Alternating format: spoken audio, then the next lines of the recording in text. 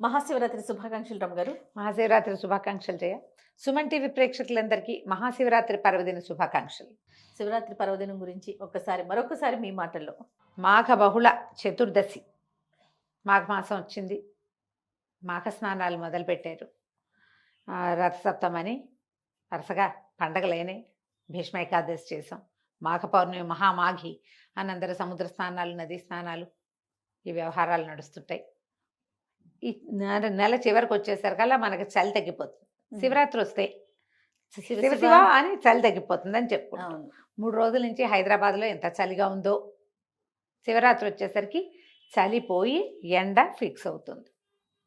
ఈ మహాశివరాత్రి భారతదేశం అంతా అన్ని పక్కలా జరుపుకునే పర్వదినం. శివరాత్రి అంటే రాత్రి ముఖ్యం. అంటే ఉపవాసం ఉండటం, జాగరణ చేయటం, శివనామస్మరణతోటి రోజు గడపటం చాలా ముఖ్యమైనవి. శివుడు సాధారణంగానే మనం ఒక వాక్యం చెప్పుకుంటాం, అలంకార ప్రియో విష్ణు అభిషేక ప్రియ శివ. శివకేశవ తత్వాలని ఈ 2 వాక్యాల్లో చెప్పేస్తారు. అభిషేక ప్రియుడు పరమేశ్వరుడు. పగలు ఎలాగ మనం అభిషేకం చేసుకున్నా చేసుకోకపోయినా దేవాలయ దర్శనం కనుక కుదిరితే చేసుకుని, సాయంకాలము ఈ ప్రదోషకాలం నుంచి మనం శివరాత్రి పూజా విధానాన్ని చేసుకుంటే బాగుంటుంది. విశేషమైన ఫలితం లభిస్తుంది. శివరాత్రితోనట ఈ రాత్రి గనక మనం జాగారం చేసినా, లేకపోతే ఏదైనా శివారాధన చేసుకున్నా, ఉపవాసం ఉన్నా కూడా మన పాపం హరించిపోతుందట మొత్తం. శివరాత్రి మర్నాటి నుంచి ఫ్రెష్గా మళ్ళీ మొదలు పెట్టచ్చు. ఈవేళ చేసిన పూజలతోటి ఇప్పటిదాకా మనం చేసిన పాపాలన్నీ పోతాయి, అన్నీ నశిస్తాయి. శివరాత్రి మర్నాటి నుంచి మీరు ఒక కొత్త వ్యక్తిగా రూపొందచ్చు. ఇవాళ అన్నీ చేసాం, శివరాత్రితో పాపాలు పోతాయని చెప్పాం, విన్నారు.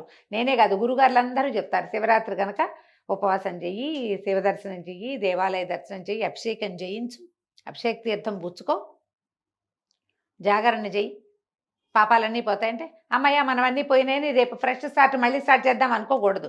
ఫ్రెష్ స్టార్ట్ అంటే పాపరహితమైన జీవితాన్ని నువ్వు మొదలు పెట్టాలి. అదే కదా. ఈ ఈ రకంగా మన జీవితాన్ని ముందుకు తీసుకోపోవచ్చు. మామూలుగా చూడు, శివకేశవులకి అభేదం. అవును. విష్ణువు పగటిపూట పూజింపదగినవాడు, పరమేశ్వరుడు రాత్రిపూట పూజింపదగినవాడు. ఇది ఒక విశేషంగా కనపడుతుంది. ఒక చోట ఒక పెద్దవారు ఎవరు రాశారో నాకు గుర్తులేదు, ఒక రైటప్ చదివితే నాకు తెలిసింది నిజమే కదా ఇది అనిపించింది. విష్ణువు పగలు మనం ఎలా ఉండాలి, విష్ణుమూర్తి ఎట్లా ఉంటాడమా, ఎప్పుడు చక్కగా నిత్యాలంకార శోభితుడు, ఎన్ని పువ్వులో ఎన్ని నగలో ఎంత వైభవమో. అవును. నువ్వు పగలు ప్రజలందరికీ కనపడతావు కదా, చక్కగా ఉండు, ప్రజెంటబుల్గా ఉండు. రాత్రి ఈ అలంకారాలు అన్నీ తీసేసి నిరలంకారంగా సింపుల్గా చెయ్యని చేరుతాం మనం. శివుడు సాయంకాలం అయ్యేసరికి శివుడు ఎట్లా ఉంటాడు మామూలుగా, ఆయనకి ఏమీ లేవు, హాయిగా ఏదో ఒక చిన్న వస్త్రం కట్టుకుంటాడు, అలంకారాలు లేవు. స్వాభావికంగా వ్యక్తి ఎలా ఉంటాడో అలా ఉంటాడు. విష్ణుమూర్తి పగలల్లా మన జీవన గదంతా పగలు ఆయనే కదా మనకి పోషకుడు, జగన్నియామకుడు. పగలు మన జీవితం అంతా, రాత్రి అయ్యేసరికి అందరూ పడుకుంటారు. రాత్రి అంటే చీకటి కదా, ఆ సమయాల్లో మనని రక్షించేవాడు పరమేశ్వరుడు. అందుకని ప్రత్యేకంగా ఈ శివరాత్రిని శివరాత్రి అన్నారు. రాత్రిపూటే ఆయన్ని అర్చించాలి. ఈ ప్రత్యేకమైన రోజున రాత్రి వేళలో అర్చన చేస్తే చాలా విశేషమైన ఫలితం లభిస్తుంది. శివరాత్రి పగటి గురించి పెద్ద హైరాన్ ఉండదు, రాత్రి హైరాన్ గురించే మాట్లాడుకుంటాం. రాత్రి ఉపవాసం ఉండాలి, రాత్రి జాగారం చేయాలి. తర్వాత మన అభిషేకాలు కూడా ఏకాదశ రుద్రాన్ని చేసుకుంటారు. తర్వాత ఏమో సహస్రలింగార్చన చేస్తారు. ఇవన్నీ మధ్యాహ్నం మొదలు పెడితే రాత్రి తెల్లవార్లు లింగోద్భవ కాలం దాకా అర్చనలు సాగుతాయి. 1:30 అట్లే లింగోద్భవం అయ్యేసరికి 3 లోపల ఇక అర్చనలు ఆపినా అక్కడి నుంచి తెల్లవారేదాకా శివనామస్మరణతోటి జాగరణ చేస్తాం. తెల్లవారాక స్నానం సంధ్య చేసుకుని మన పనులలో మనం జ్వరపెడితే అయిపోతుంది శివరాత్రి. ఈ రోజున చేసేటువంటి శివారాధన, శివ ధ్యానము, ఇవన్నీ కూడా విశేషమైన ఫలితాన్ని ఇస్తాయి. మీరు ఎక్కడికో క్షేత్రాన్ని పరిగెత్తాలని అనుకోవద్దు. మీ సందు చివర, మీ వీధి మొదట్లో, మీ పక్క సందులో, మీ ఊర్లో ఎక్కడైనా దగ్గరలో ఉన్న శివాలయాన్ని మొదట దర్శించండి. అక్కడెక్కడికో పరిగెత్తుకెళ్దాం, అక్కడ విశేషమని భావించద్దు.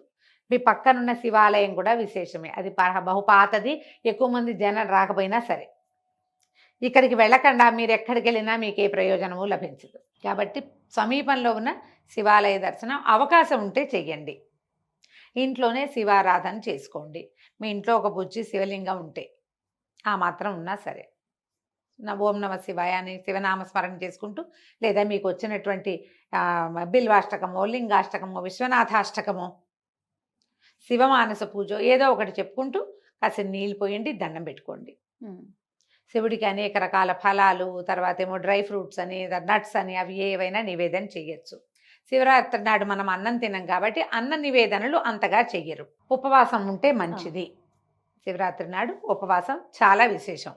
ఎవరు ఉండగలరు, ఎవరు ఉండలేరు అనేది ఆలోచించుకుని చెయ్యండి. మీకు డయాబెటీస్ ఉన్నా, బీపీ ఉన్నా, ఏదైనా అనారోగ్యం ఉన్నా, మీరు మందులు వేసుకునే వాళ్ళైనా, అసిడిటీ ఉన్నా ఉపవాసం జోలికి పోకండి. సింపుల్ ఉపవాసం ఏంటంటే నోరు కట్టడి చేసి మాట్లాడకుండా ఓన్లీ శివ అంటూ ఉండండి. ఆ ఉపవాసం చేయొచ్చు. బాలింతలు, చిన్నపిల్లలు ఉన్నవాళ్ళు, వృద్ధులు, చిన్న వయసు వాళ్ళు, గర్భవతులు, ఓపిక చాలని వాళ్ళు ఈ శివనామస్మరణ ఉపవాసాన్ని చేసుకోండి. అన్న ఉపవాసాన్ని మానేసి అది చేయొద్దు. ఇది మీకు కావాల్సింది ఏదో తీసుకోండి. ఉపవాసం ఉండదలుచుకున్న వాళ్ళు స్వల్పంగా ఏదైనా అల్పాహారం తీసుకోవచ్చు. ఈ చిలకడ దుంపలు లాంటివి తీసుకోవచ్చు ఉడకబెట్టి, పళ్ళు తీసుకోవచ్చు, పళ్ళ రసాలు తీసుకోవచ్చు. మజ్జిగ తాగచ్చా అని చాలామంది అడుగుతారు. సాధారణంగా మజ్జిగ మనం అన్నానికి అనుపానంగా వాడుకుంటాం కదా, ఏమన్నా అన్నాధరువు మనకి. అందుకని మజ్జిగ కొన్ని ప్రాంతాల్లో పనికిరాదని చెప్తారు. కానీ వేడి చేసే తత్వం కలిగి ఉండే వ్యక్తులు, తొందరగా వేడి చేసే వాతావరణాల్లో మజ్జిగ చాలా సహజంగా ఉపవాస దీక్షలో పనికొస్తుంది. దాన్ని పల్చం చేస్తాం కాబట్టి తీసుకోవచ్చు. ఎదుబెరొట్టలో తీసుకోవచ్చు, ఉప్మా చేసుకోవచ్చు, పిండి పులిహార లాంటివి చేసుకోవచ్చు. రుచి కంటే ఏదైనా ఆ సమయానికి ఒక పదార్థం అన్న ఆలోచన పెట్టుకోండి. అన్ని రకాల పళ్ళ ముక్కలు అవి ఏమన్నా తీసుకోవచ్చు. ఎవరికైనా పెట్టి తినడానికి ప్రిఫర్ చేయండి. మనమే తినేయకుండా ఉపవాసం ఉన్న వాళ్ళు ఎవరో కూడా ఉపవాసం ఉన్నారు, వాళ్ళకు కూడా 2 పళ్ళు ఇవ్వండి, వాళ్ళకు కూడా ఒక గ్లాస్ కొబ్బరి నీళ్ళు ఇవ్వండి, వాళ్ళకి ఒక గ్లాస్ మజ్జిగ ఇవ్వండి. ఇలా ఏదైనా తీసుకోవచ్చు. శివనామస్మరణ చాలా ముఖ్యం. ఈ రోజున మీరు ఎంత చేస్తే అన్ని కోట్ల కొద్దీ ఫలితాన్ని, అన్ని కోట్ల రెట్లు అవుతుందన్నమాట. సంవత్సరం అంతా చేసిన శివారాధన ఒక్క శివరాత్రి ఆరాధనతో సమానము అని చెప్తారు. అంతే, నువ్వు ఏడాదంతా చేయకపోయినా పర్వాలేదు, ఈ ఒక్కరోజు చెయ్యని అర్థం తీసుకోవద్దు.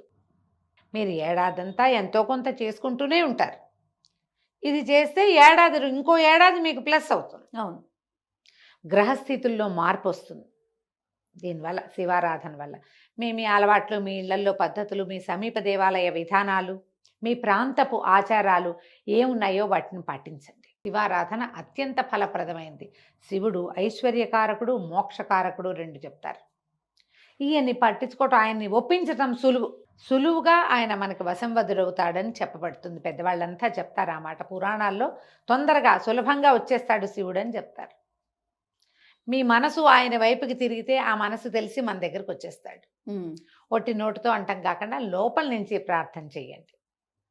ఏవైనా దానం చేసుకోవచ్చు శివరాత్రి నాడు. మీరు పళ్ళు, కాయలు, పువ్వులు, బిల్వదళాలు, తర్వాత మీ దగ్గర ఏదైనా పురాతన కాలం నుంచి, కాశీ నుంచి తెచ్చిపెట్టిన గంగాజలం ఉంటే గంగాజలం ఎత్తే ఎవరికైనా ఇవ్వండి, అది కూడా అద్భుతమైన దానం. వస్త్రాలు ఇవ్వచ్చు, ఏవైనా దానం చేయొచ్చు, మంచిది. బ్రాహ్మణులకి ఎవరికైనా మీరు ఏదైనా ఇవ్వదలుచుకుంటే ఈ రోజున ఇవ్వచ్చు. ఏదైనా నోవు పట్టుకోదలుచుకున్న వాళ్ళు శివరాత్రి నాడు నోవులు పట్టుకుంటారు. ఓకే, రథసప్తమి కానీ శివరాత్రికి కానీ అంటారు.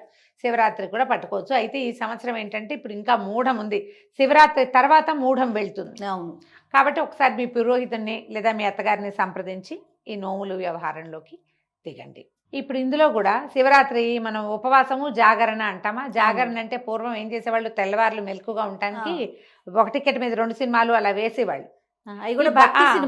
భక్తి రస ప్రధానమైన సినిమా ఏదైనా చూడొచ్చు.